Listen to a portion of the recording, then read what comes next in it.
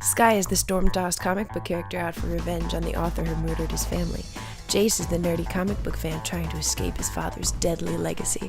When their worlds collide, Jace must choose between the real world he's always hated and the comic book world he's always loved. And Skye must decide if killing his author would save his world or damn his soul.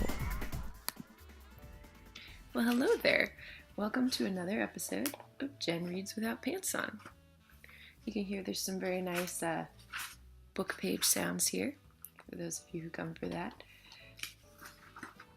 Let's jump right in. New guy stood over me, hands outstretched, reeking of banana peels and park benches. "Hey," he said, yanking me to my feet. "I'm Caleb." "Hey, Caleb, I'm Jace." "Jace like Jason?" "Yeah, but spelled like the sun in the expanded Star Wars universe, not like the second Robin." He was the first person I met outside the comic shop who got the reference. The son of a rogue instead of the rogue's son. His wicked grin softened. "You okay?" He glanced down at my forearm. I looked and regretted it. I didn't think I was frightened by blood. It wasn't much. Just a scratch. Just... Dizziness swept my forehead and my whole body felt weak because holy crap, they almost flayed me because of Dad. I opened my mouth to say nothing. "Is that a no?" he asked. I swallowed. I wouldn't make it fun for them. If I wasn't scared, they couldn't scare my dad, and they lost.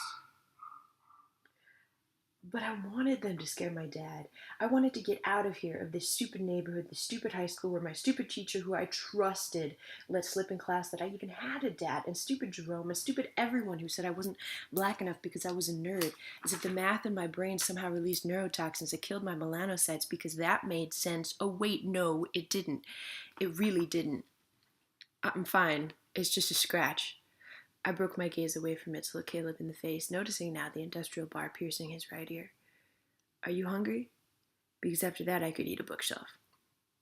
Yeah, I haven't eaten in a while." His face colored a little. He meant a very long while. He wasn't from around here, and he wasn't dressed well enough to be a lost tourist. Not that we got tourists around here on the regs, but hey, so I pegged him as a runaway right away. From where, I wondered. "Why a bookshelf?" he asked. "I like books," I shrugged, and pulled my hoodie up against his inquiring stare and against the frigid wind tickling my hot cheeks. "Come on, Al. I have stuff at home." And that's how I chose to bring a violent stranger into my house. Chapter 2. Jace. My breathing slowed, and the chill began to evaporate my sweat as we passed dingy brush littered with trash, and dead bushes crowded against the alleyway walls, and the yellowing grass that clung to the cracks in the whitish half-paved gravel. I can't pronounce the word gravel. Gravel. The yellowing grass clung to the cracks in the whitish half-paved gravel. Oh, by the way, let me pause here to say there is an audiobook coming out in a couple days, narrated by an actual narrator, two actual narrators, actually, so that's pretty cool. We turned onto another street, past the big abandoned red brick building on the corner, and for a second, I didn't hate West Baltimore. I always don't hate West Baltimore when I pass red brick. There's a lot of that here, the big factory-looking thing with its lone chimney jutting into the gray sky, like a bold, unmoving middle finger thrown up against all the struggle and change and turmoil. The rows of brick apartments huddled side by side like tall, thin soldiers, shoulder to shoulder against the cold, some of them rounded with feminine bulges, towers and buttresses, powerful women in a protest line holding together their neighborhood. All old buildings. Sometimes a new mural will go up with street art that actually means something.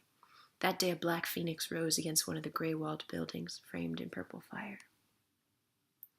We'd almost reached my dad's apartment when we passed a different strain of graffiti. This tag was about cops and my shoulders sagged.